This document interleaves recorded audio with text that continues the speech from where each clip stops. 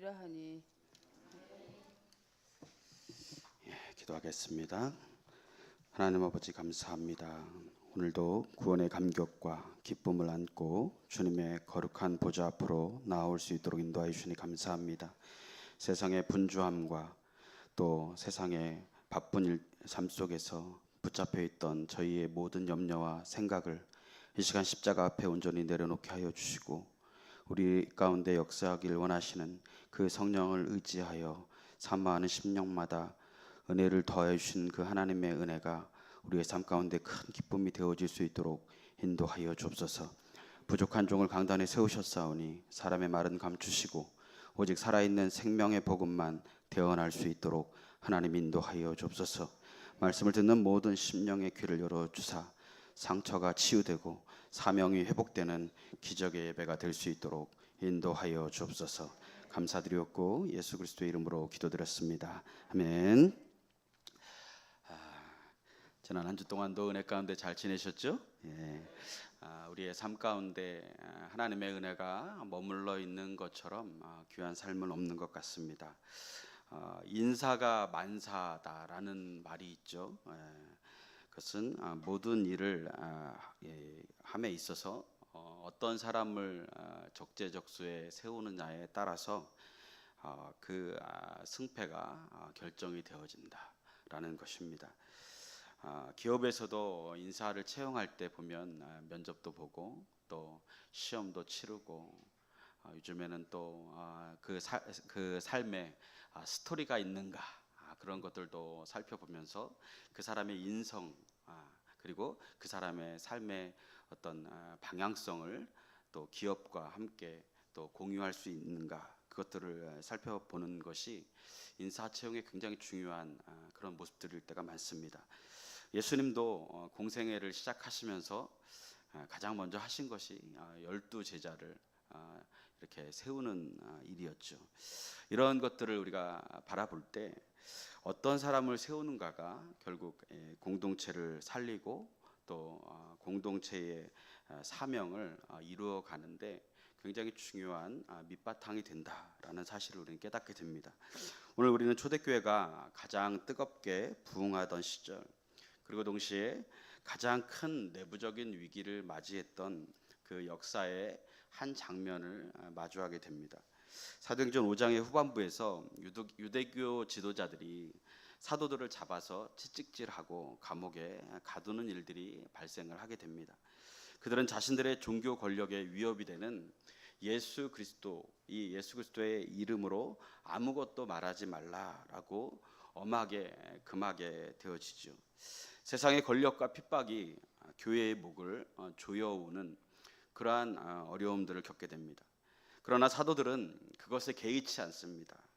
예전 같았으면 그런 조금만 힘들고 조금만 고난이 와도 자신의 몸을 숨기려고 했던 그들의 모습을 이제 간대없고, 예수님께서 약속하셨던 그 성령을 선물로 받고 그 성령의 능력이 임하여지는 순간 그들의 고난과 그들의 환경은 하나님의 복음을 가로막지 못했다라는 것입니다. 그들은 그래서 날마다 성전에 있든지 집에 있든지 예수는 그리스도라 가르치고 전파하기 시작하게 됩니다. 그러니까 한마디로 눈만 뜨면 예수 그리스도를 찾는 그러한 모습들이었다라는 것이죠. 이러한 예수 그리스도를 중심으로 한 신앙은 세상이 감당하지 못하는 믿음이 되었습니다. 그 결과가 오늘 이제 본문에서 우리에게 보여주고 있는데, 우리가 읽지는 않았지만 오늘 본문 1절은 이렇게 시작합니다. 그때에 제자가 더 많아졌는데. 그때가 언제입니까? 세상으로부터 핍박을 받을 때입니다. 그리고 그 핍박 가운데서도 복음의 능력을 의지해서 그들이 계속해서 예수 그리스도를 믿는 믿음으로 복음을 전파할 때입니다. 세상의 핍박은 교회를 무너뜨리지 못했습니다. 오히려 복음의 불길은 더 타올랐고 예루살렘 교회는 전무후무한 대부흥을 경험하게 되었습니다. 그런데 바로 그 부흥의 정점에서 그 부흥을 가로막는 것이 사탄의 역할이겠죠. 이 사탄은 외부의 핍박이 아니라 내부의 갈등이라는 교묘한 덫을 놓았습니다. 모이는 사람들이 많아지다 보니까 교회 활동 중에서 행정이 있고 구제가 있고 여러 가지 봉사가 있는데 이런 것들이 하나하나 구멍이 나기 시작하는 거예요. 그래서 당시 예루살렘 교회는 두 부류의 사람들이 섞여서 교회를 이루고 있었습니다. 이스라엘 땅에서 태어나서 히브리 문화권에서 히브리어를 쓰던 히브리파 유대인들, 그리고 이제 타국이지만 해외 이민자로 살다가 이제 유월절 절기를 지키기 위해서 잠시 예루살렘에 왔는데 이곳에서 베드로의 설교를 듣고 회개함으로 예수님을 믿음으로 말미암아 그리스도인이 되었던 헬라파 유대인들이 함께 교회에서 지내고 있었습니다. 그런데 함께 지내는 것이 문제가 아니라 이렇게 서로가 다른 문화, 다른 언어 가운데 살아가던 이 같은 교회 안에서 이제 여러 가지가 부족한 겁니다. 사람이 늘어나면 그만큼 문제의 개수도 늘어나는 것이잖아요. 그렇다 보니까 이제 당시에 이 지역에 살고 있던 이 히브리파 유대인들은 뭐 먹고 살거나 자는데 아무런 걱정이 없겠죠. 그러나 타국에서 온 이 헬라파 유대인들은 이제 자신들이 가졌던 돈도 없어지고 또 어디서 자야 할지도 걱정이 되어지고 여러 가지 문제점들이 하나하나 발생하기 시작하는 겁니다. 특별히 이 헬라파 이 유대인 가운데 과부들은 이 당시의 어떤 상황을 보면 여성들이 어떤 경제적인 생활을 이어가는 게 너무나 힘든데 더군다나 타국에서 이러한 상황들이 벌어졌으니 구제에 의지해서 살아갈 수밖에 없는 것이죠. 근데 매일 행하는 이 구제와 재정 집행 과정에서 히브리파 유대인들이 헬라파 유대인 과부들도 있겠지만 히브리파 유대인들도 과부들이 있고 어려운 사람들이 있을 거 아니에요. 그러니까 당연히 팔이 안으로 굽는다고 히브리파 과부들 유대인들만 이렇게 구제를 더 많이 하고 그쪽으로 치우치게 되는 거예요. 그렇다 보니까 헬라파 유대인 과부들이 소외를 당할 수밖에 없는 것이죠. 의도적이었든 행정적인 착오였든 소외당한 이들의 마음에 상처가 생기는 것입니다. 결국 교회 내에서 원망의 소리가 터져 나오기 시작합니다. 여기서 원망하다라고 번역되는 헬라어는 공기스모스라는 단어를 쓰고 있는데 대놓고 소리를 지르며 원망하는 게 아니라 뒤에서 수군거리는 겁니다. 웅성웅성 불만을 표하는 것입니다. 사람들을 만날 때마다 힘들다고 이렇게 자꾸 이렇게 하는 거예요. 교회 안에 은밀한 탄식과 불만이 독버섯처럼 막 번지기 시작하는 겁니다. 그런데 그들은 당장 구제 현장으로 달려가서 그들을 도와줄 사람이 없는 거예요. 외부의 핍박과 채찍질에도 끄떡없던 교회가 이 내부의 이런 불만으로 인해서 갈라지고 쪼개질 위기가 발생하게 된 것입니다. 그렇다면 이 위기의 순간에 사도들은 어떻게 행동했을까요? 여러분이라면 어떻게 행동하겠습니까? 그들은 당장 구제 현장으로 달려가서 돈을 나눠주고 식탁을 정리하고 처방을 내리는 그러한 방법들을 행했을까요? 너희들이 좀 덜 받았으니까 이제껏 밀린 것 다 해주겠다라고 말했을까요? 그들은 이 문제의 본질을 육적인 눈이 아니라 영적인 눈으로 꿰뚫어 보기 시작했습니다. 오늘 본문을 통해 성령께서 우리에게 주시는 음성은 분명합니다. 교회가 위기를 돌파하고 하나님의 역사를 이루어가기 위해서는 말씀을 제쳐두지 않고 말씀을 앞세우는 일꾼이 되어야 된다는 사실이에요. 이 사도들은 이 문제가 그저 우리가 구제를 덜하고 편파적으로 이 이익을 나누는 문제가 아니라 이것은 우리가 마땅히 감당해야 할 기준이 무너졌다. 그것은 바로 말씀을 제쳐두는 것, 말씀을 앞세우지 않는 삶이 이 사도들의 삶에 있었다라는 거예요. 오늘 선포되어지는 말씀을 통해 저와 여러분이 그리고 우리 교회가 다시 한번 사명의 우선순위를 한번 정리하는 시간이 됐으면 좋겠습니다. 첫째로 우리의 사명과 우선순위를 우리는 점검해야 합니다. 갈등이 생기자 12사도는 모두 제자를 불러들이기 시작합니다. 그 당시에 12사도들과 여러 제자들이 함께 교회를 이루고 있었겠죠. 그리고 그 제자들이 다 모인 가운데 문제의 원인을 파악하기 시작합니다. 어떤 것이 문제인지 들어봅니다. 근데 그 문제를 들으면 들을수록 이 사도들의 마음 가운데 하나님이 주시는 마음은 뭐냐면, 그것은 뜻밖에도 자신들에게 문제가 있었다라는 거예요. 이익을 불균형하게 배분했던 제자들이 아니라 자신에게서 문제를 발견하는데, 그 문제가 뭘까요? 2절 말씀으로 한번 읽어보겠습니다. 시작. 12사도가 모든 제자를 불러 이르되 우리가 하나님의 말씀을 제쳐놓고 접대를 일삼는 것이 마땅하지 아니하니. 사도들이 깨달았습니다. 우리가 왜 성도들의 원망을 들을 수밖에 없었는가? 우리가 능력이 부족해서인가? 아니면 지금 우리 교회의 시스템이 잘못된 것인가? 아니었습니다. 원인은 다른 데 있었습니다. 사도들이 이 문제는 하나님의 말씀을 제쳐놓고 다른 일을 몰두했던 우리에게서부터 시작됐구나. 가장 큰 신앙의 위기는요, 외부의 핍박이 아닙니다. 다른 사람의 문제가 아닙니다. 내가 가진 소유의 결핍도 아닙니다. 그것은 바로 내가 하나님의 말씀을 잃어버리는 데서 시작된다는 사실이에요. 우리가 하나님의 말씀을 잃어버리면요, 우리는 우리의 삶 가운데 원망과 낙심할 일들이 너무나 많아집니다. 그렇기 때문에 우리는 늘 하나님의 말씀을 가까이 하는 그런 삶을 살아가야 합니다. 여기서 접대로 번역된 단어는요, 식사 대접만을 의미하는 것이 아닙니다. 원문에 보면 식탁, 그리고 돈을 세는 계산대, 이런 의미를 가지고 있습니다.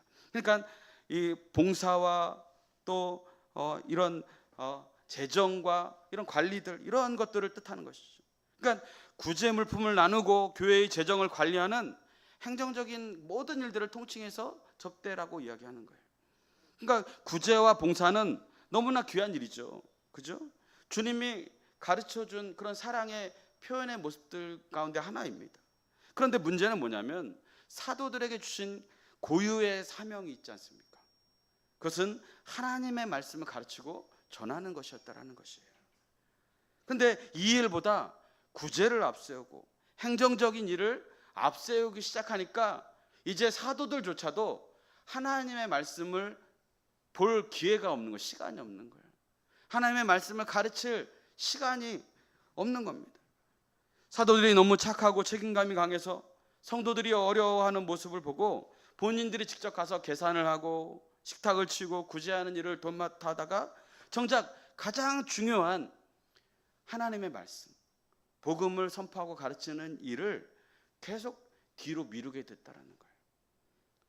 하나님의 말씀을 깊이 묵상하고 선포하는 일을 소홀하게 되었을 때 이러한 교회의 문제가 시작되었음을 깨닫게 됩니다. 그래서 신앙은 결국요, 말씀을 따르는 삶이 신앙의 삶이죠. 말씀을 가까이 하는 것을 바쁜 일 때문에 제쳐두기 때문에 우리에게 본질을 잃어버리게 되고 또 많은 그러한 마음의 어려움들이 생기게 되는 것이죠. 그래서 신앙의 본질은 이 말씀을 제쳐두고 하는 모든 열심은 사실 위험합니다. 그 열심은 자신의 의를 드러낼 수 있어요. 사명의 우선순위가 뒤바뀐 봉사는 결국 공동체의 갈등을 가져올 수밖에 없습니다. 사도들이 접대를 일삼는 것이 마땅치 않다고 한 것은 구제나 재정관리가 천하고 중요하지 않기 때문이 아니에요. 그것은 우선순위의 문제였다는 겁니다. 제가 강단에서 오직 예수 그리스도의 복음만을 전하고 목회해 오면서 뼈저리게 깨닫는 진리가 하나 있는데, 그것은 사탄이 주의 종들이나 또 교회의 일꾼들을 무너뜨리는 가장 무서운 전략은 죄를 짓게 하는 게 아닙니다. 그것은 바로 더 좋은 일을 하느라고, 더 바쁜 일을 하느라고 가장 가치 있는 하나님을 예배하고 하나님의 말씀을 따르는 것을 못하게 하는 겁니다. 여러분 한번 생각해 보세요. 우리의 삶 속에서 안 바쁜 사람이 어디 있습니까? 그죠? 중요하지 않은 일 하는 사람이 어디 있습니까? 그런데 우리가 그 일을 하다가 보면 우리가 정작 가까이 해야 할, 삶의 중심이 되어야 할 하나님의 말씀을 제쳐놓는 일들이 너무나 많이 생깁니다. 결국 나중에는 핑계를 만들어서라도 말씀을 제쳐놓는 일도 생기고, 그런 모습들 때문에 점점 내 마음은 무감각해지고 또 그냥 메말라 가는 것이죠. 바쁘게 봉사합니다. 회의도 많이 있어요. 행사도 많고 구제도 하고 프로그램도 돌립니다. 다 좋은 일이지요.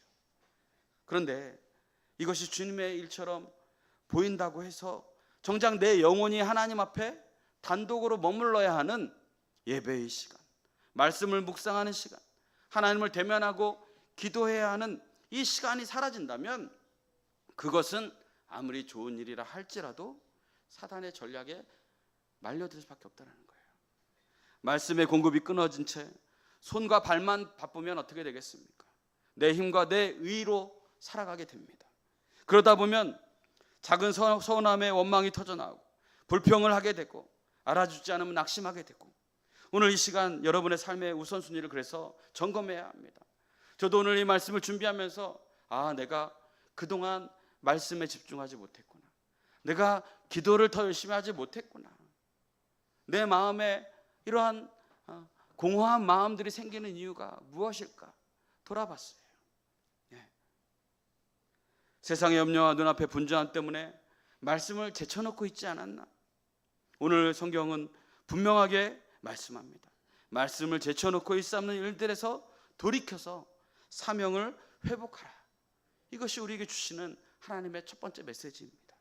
두 번째로, 성령과 지혜가 충만한 일꾼들이 지속적으로 세워져야 합니다.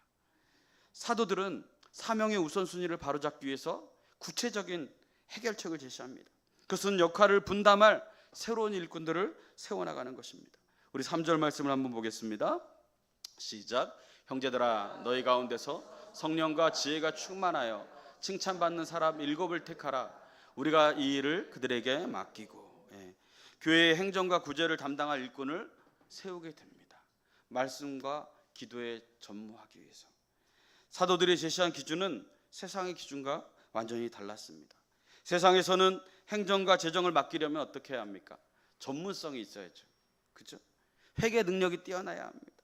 사회적인 지위도 좀 있고 경제적으로 좀 나은 삶을 살면 더 좋겠지요. 그러나 초대교회가 일꾼을 세우는 조건은 철저히 영적인 조건이었습니다. 어떤 것이었습니까? 첫째로, 너희 가운데서 택하라 라는 것입니다. 이것은 철저히 교회 공동체 안에서 거듭나고 검증된 성도 가운데서 선택해야 된다.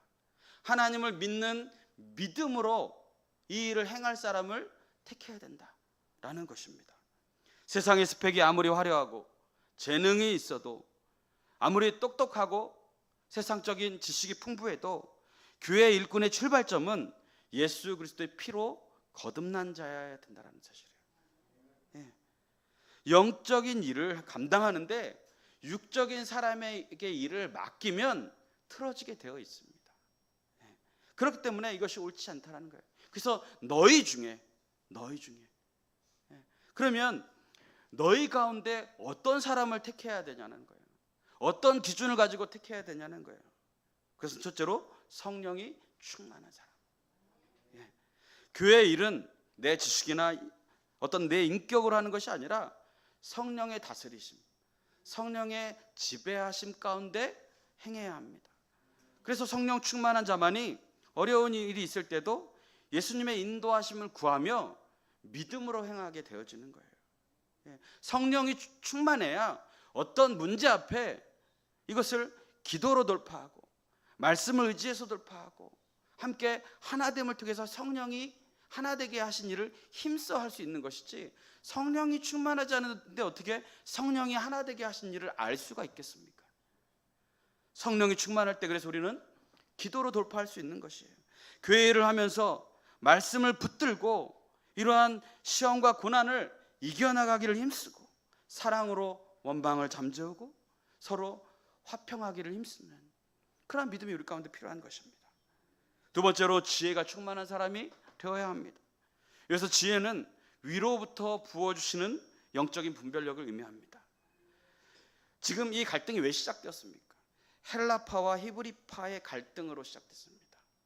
이것을 지혜롭게 조율하고 억울한 사람이 없도록 공평하게 행정을 처리할 수 있는 영적인 분별력인 지혜가 필요했다라는 것이죠. 내 감정을 앞세우지 않고 내 기득권을 주장하지 않고 교회의 질서와 교회의 덕을 세우기 위해서 그에 합당한 그러한 모습들로 교회를 세워나가는 그러한 지혜가 이 교회 가운데 있어야 된다는 것을 깨닫게 되어진 것이죠. 세 번째로 칭찬받는 사람이어야 합니다. 주변 성도들로부터 또 사회로부터 도덕적으로 또 인격적으로 좋은 평판을 얻는 사람이어야 됩니다.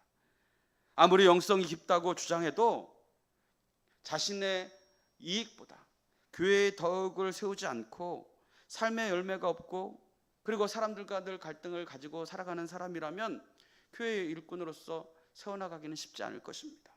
그렇기 때문에 칭찬받는 사람, 온유함과 인내함으로 사명을 따라서 정말 서로가 서로를 사랑하는 마음으로 하나님 앞에 사람 앞에 인정받는 자들이 세워져 나가기를 이 성경은 그리고 이 초대교회 성도들은 그것을 원했더라는 것이죠. 그래서 사도들의 이 제안을 이 온 무리들이 듣게 됩니다. 그리고 이 제안을 딱 듣고 나서 온 무리들이 기뻐해요. 그리고서 7명의 집사를 세우게 됩니다. 5절에 등장하는 이름을 보면 어떤 이름이 있나요? 스데반, 빌립, 브로고로, 나가노르, 디몬, 바메나, 니골라. 이러한 사람들의 이름이 나옵니다. 근데 여기서 우리가 주의 깊게 봐야 될 게 뭐냐면 놀랍게도 이 7명의 이름이 모두 헬라식 이름입니다. 그러니까 7집사들은 다 헬라파 유대인으로 세워졌다라는 거예요. 예. 상처받고 소외당했던 소수파인 이 헬라파 유대인들에게 구제와 재정의 이런 정권을 다 전적으로 위임하려고 노력했다라는 거예요. 예. 기득권이 있다고 할 때 그 자리를 내어주는 것은 쉽지 않습니다. 그러나 교회의 질서와 하나됨을 위해 배려한 것이에요. 예. 이것이 성령 충만한 공동체의 모습입니다. 다수 기득권층이 권리를 주장하지 않고 약자의 아픔을 달래기 위해서 양보하는 것입니다. 예. 사도들은 7사람을 세우고 안수하여서 기도함으로 그 거룩한 직임을 감당하게 했다라는 것입니다. 주님의 교회에서 직분을 맡고 봉사한다라는 것은 권세를 부리는 자리가 아니에요. 누군가를 평가하는 자리도 아닙니다. 더 많이 낮아지고 더 많이 섬기는 자리입니다. 내가 직분자인데 내 안에 성령과 지혜가 메말라 있다면, 사람들에게 평판이 나빠져 있다면 우리는 다시 복음 앞에 엎드려야 합니다. 하나님의 말씀을 제쳐두지 않았는가 우리 스스로를 점검해야 합니다. 말씀을 제쳐두고 내 경험과 지식으로 하려고 하지 않았는지, 내 힘을 빼고 성령의 충만함을 구해서 교회를 세우는 거룩한 일꾼들이 되어야 될 줄로 믿습니다. 세 번째로 오직 말씀과 기도에 전무할 때 교회가 살아났다라는 것입니다. 사도들의 7 일꾼들에게 행정과 구제의 짐을 나누어 준 궁극적인 목적이 무엇일까요? 오늘 본문 4절을 함께 보겠습니다. 시작. 우리는 오로지 기도하는 일과 말씀 사역에 힘쓰리라 하니. 이 말씀은 오늘 설교의 핵심이자 또 사도들의 위대한 결단입니다. 여기서 오로지 힘쓰다라는 것은 프로스카르 테레소멘이라는 단어를 씁니다. 지속적으로 전념한다, 생명을 걸고 목숨을 걸고 붙어 있기를 힘쓴다라는 것입니다.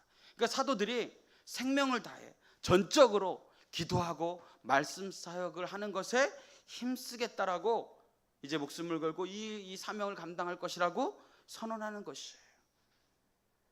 교회 안에는 다양한 은사와 직분이 있습니다. 직업에 규천이 없듯이 교회 안에서도 섬김에 높고 낮음이 없습니다. 사도들이 말씀과 기도를 맡았다고 해서 우월한 것이 아니고, 7집사가 구제와 재정을 맡았다고 해서 열등한 것도 아닙니다. 하나님 나라에서는 모두가 동등한 거룩한 봉사직입니다. 그러나 분명한 것은 역할에 분립이 있어야 한다는 거예요. 강단을 지키는 영적 지도자들은 무엇보다도 기도하는 일과 말씀 사역에 온전히 매진할 수 있어야 합니다. 목회자가 행정적인 일과 세상적인 정치, 교회의 구제와 관리 업무의 에너지를 다 빼앗기면 정작 예배의 강단에 올라가서 영적인 진액이 다 빠진 채 하나님의 말씀을 온전히 전할 수 없는 거죠. 그렇게 되면 어떻게 됩니까? 결국 성도들에게 영적인 기근이 올 수밖에 없는 것입니다. 그래서 제가 늘 이야기하잖아요. 바쁜 목사가 나쁜 목사다. 세상적으로 바쁜 목사가 나쁜 목사입니다. 왜요? 목회자는 이 교회를 위해서 말씀을 준비하고 또 기도에 전무하라고 세워놨는데 오늘날 많은 목사님들 보면요, 너무 바쁩니다. 너무 바빠요. 뭔 행사가 이렇게 많은지 너무 바빠요. 그래서 우리 지방에서 저를 별로 안 좋아하는 것 같아요. 나오라 그럴 때 잘 안 나가니까. 성도들의 역할은 뭔가요? 주의 종들이 오직 말씀과 기도에 전무할 수 있도록 기도로 동역하고 또 교회의 실무와 봉사의 자리를 은사에 따라서 기쁨으로 감당하는 것입니다. 이렇게 영적 지도자들과 성도들이 각자의 자리에서 사명을 감당하고 오직 하나님의 말씀을 교회의 가장 전면에 앞세우기 시작할 때 놀라운 영적인 시너지가 이 초대교회 가운데 일어나게 됐다는 거예요. 그 위대한 결과가 뭔가요? 7절 말씀 한번 보겠습니다. 시작. 하나님의 말씀이 점점 왕성하여 예루살렘에 있는 제자의 수가 더 심히 많아지고 허다한 제사장의 무리도 이 도에 복종하니라. 사도들이 제쳐두었던 말씀을 앞세우고 또 미루었던 기도에 전념하게 되어지자 하나님의 말씀이 점점 왕성해졌다라고 이야기하는 거예요. 말씀이 왕성해지고 말씀이 살아 움직이기 시작했습니다. 그 말씀을 듣는 심령들이 변화되어지는 복음의 놀라운 능력을 경험하게 되었습니다. 그 결과 성도의 수가 아니라 제자의 수가 이전보다 더 심히 많아졌다라는 것입니다. 그게 뭐예요? 그냥 어중이 떠중이로 그냥 교회 다니는 사람이 많아진 것이 아니라 내가 주님의 그 십자가의 길을 가겠다고 결단하는 그러한 제자의 수가 더 많아졌다라는 거예요. 저는 우리 교회가 성도의 수가 많아지는 것보다 제자의 수가 더 많아졌으면 좋겠습니다. 그래서 그 결과 성도의 수가 아니라 제자의 수가 이전보다 더 심하게 많아졌는데 내 삶의 말씀이 왕성해지는 그것이 결국 하나님이 우리에게 원하시는 부흥의 모습이다라는 거예요. 그래서 나의 예배 생활과 말씀 생활을 보면 내가 무엇을 중심으로 살아가는지 알잖아요. 그렇죠? 내 마음에 정말 말씀에 대한 갈급함이 있는가? 말씀에 대한 사모함이 있는가? 말씀을 지키려고 애쓰며 살아가고 있는가? 내가 그 무엇보다도 말씀을 앞세우며 살아가려고 노력하는가? 이것이 우리 교회를 부흥케 하는 열쇠입니다. 더 놀라운 기적이 일어나요. 허다한 제사장의 무리도 이 도에 복종하느니라. 당시 제사장들이 여러분 누구입니까? 예수 그리스도를 십자가에 못 박는데 앞장섰던 유대교의 골수 종교 지도자들이었습니다. 절대로 변하지 않을 것 같았던 완고한 대적자들이에요. 종교의 기득권에 갇혀 있어서 예수 그리스도를 십자가에 못 박으려고 그렇게 노력했던 사람들입니다. 그런데 그들마저도 복음의 능력 앞에 무릎을 꿇기 시작하는 거예요. 어떻게 해요? 말씀이 왕성해지니까. 예수 앞에 돌아오는 역사가 일어나기 시작했다라는 겁니다. 여러분, 사람을 바꾸는 건 그래서요, 세상에 어떠한 그런 어떤 프로그램이나 뭐 구제와 선한 일 물론 있을 수 있죠. 그러나 말씀이 들어가지 않으면 사람은 바뀌지 않습니다. 그 말씀이 내면에 뿌리를 내리면 내릴수록 그 말씀의 열매를 통해서 우리의 심령이 바뀌는 거예요. 그래서 하나님이 나 바꿔주시지 않으면 대안이 없어요. 그래서 우리는 하나님이 나를 바꿔달라고, 하나님의 말씀으로 나를 변화시켜달라고. 그래서 우리가 날마다 하나님의 말씀을 묵상하고 그 말씀을 선포하며 나아가면 그 말씀의 사람이 되어져서 하나님의 성령의 다스림을 통해 내가 변화되어지고 바뀌어나가는 거예요. 그러므로 이 시간 우리가 결단하기를 원합니다. 주님 말씀을 앞세우는 일꾼이 되겠습니다. 주님 말씀을 이제 제쳐두고 살아가지 않겠습니다. 그러니까 우리가 늘 말씀을 통독하고 묵상하는 것을 힘써야 돼요. 이게 아무것도 아닌 게 아닙니다. 이게 마일리지와 같아요. 마일리지. 그래서 쌓으면 쌓을수록 나중에 하나님이 그 쌓여진 말씀을 통해서 우리가 힘들고 어렵고 낙심하고 정말 인생의 벽에 부딪힐 때 우리로 하여금 이길 힘을 하나님이 말씀을 통해서 우리에게 주어지는 겁니다. 그래서 오늘 우리는 사도행전 6장의 말씀을 통해 교회가 위기를 기회로 바꾸고 갈등을 부흥으로 바꾸는 위대한 원리를 배웠습니다. 문제는 환경에 있지 않습니다. 문제는 핍박에 있지도 않습니다. 문제는 우리가 하나님의 말씀을 앞세우고 있는가, 그것에 있다라는 것이죠. 사도들이 사명의 우선순위를 바로잡고 오직 기도와 말씀에 전무했을 때, 그리고 성령과 지혜가 충만한 일꾼들이 자기 자리에서 묵묵히 섬김의 멍에를 메었을 때 교회는 든든히 서가게 되었고 사단의 진영이 무너진 줄로 믿습니다.